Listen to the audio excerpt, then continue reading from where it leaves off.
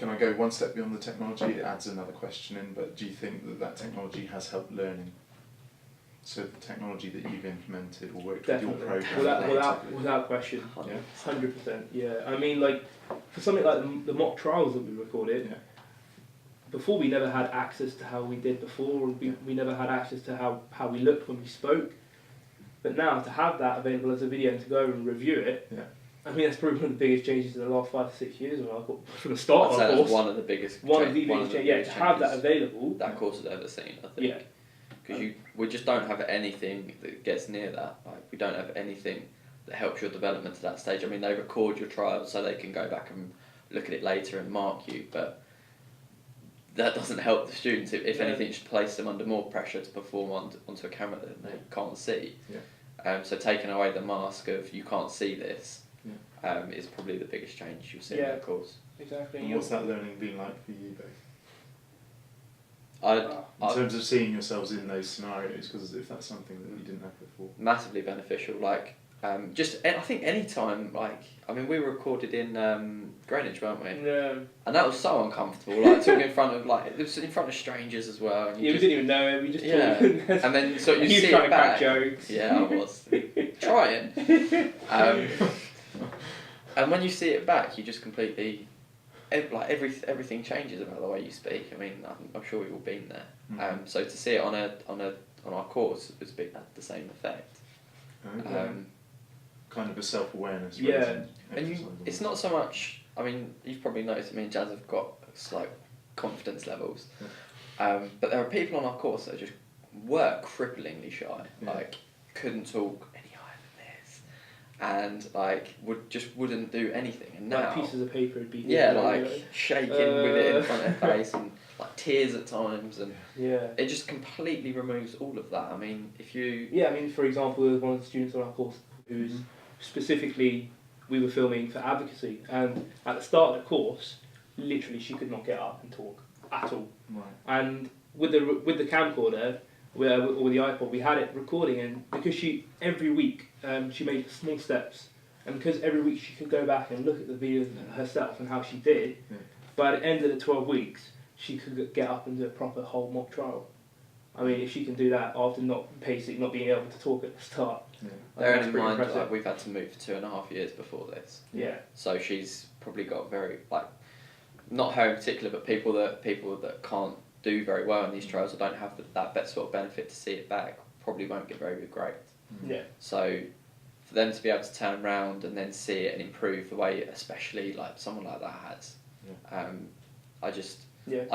can't wait to see the grades in that, like, compared to the year before, like. Compared to our grades. Compared to our grades, yeah. We'll have to do a little analysis of that later. Yeah. And he's like the head of research on our course. He was the former head of our department, and being able to work with him, and for him to realise how much the effect of having this technology to improve the trials was. I mean, we were talking about it on Wednesday. He said it's had a big difference, because he was telling me how some of the students that picked that module, he knew on the course weren't as confident, let's say, as me and Liam were, or weren't as open to speaking in a trial situation as me and Liam would be.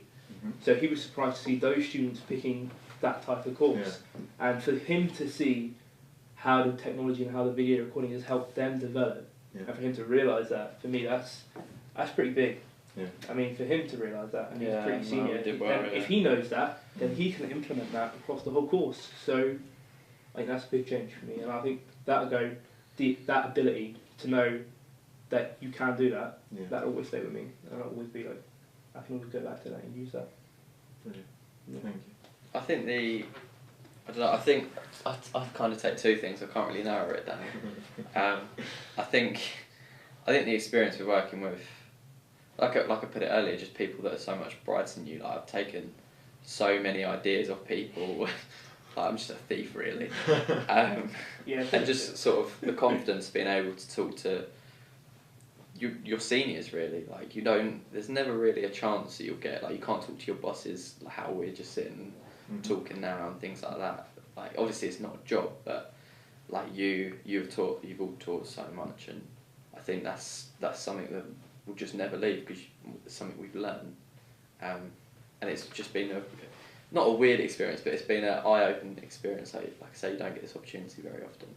I think the biggest thing I take away is just like leaving the change we've left behind. Like I love the fact that we've left like the pioneers. Yeah, we've left like the audio stuff, because he'll use it and David will use that next year, and hopefully for a few years, until someone else comes along and changes it again. But like we've kind of set the ball rolling on this, and I love that. Like next year I'll be gone and people will still be using, like I'll probably still be getting emails from David. Yeah, I can't work the laptop. But I love the fact that that's been left behind. So I think I'll take that away forever. Really, like kind of like a legacy thing. Oh, names and plaques. That'd be cool. I think that's a bit far. That's good. So, in terms of what you were talking about being able to watch yourself back, is there something there in the self-assessment that you've really benefited from? I think I completely, with watching yourself back, I completely changed the way I was, everything about the way I spoke to someone. Like, didn't have any eye contact, there was no posture, and really sort of developing, because it was literally like you saw it and you were like, I'm never doing that again. Like, that is awful. Like, and you just change straight away. Like, I'll never go back to this ever again. And so it just changes how your voice comes out your mouth. Is that how you were? In one of the first videos, I was like, because obviously I'm not the tallest guy, and they had this big lectern, and I was like huddled around it like this, like almost underneath it.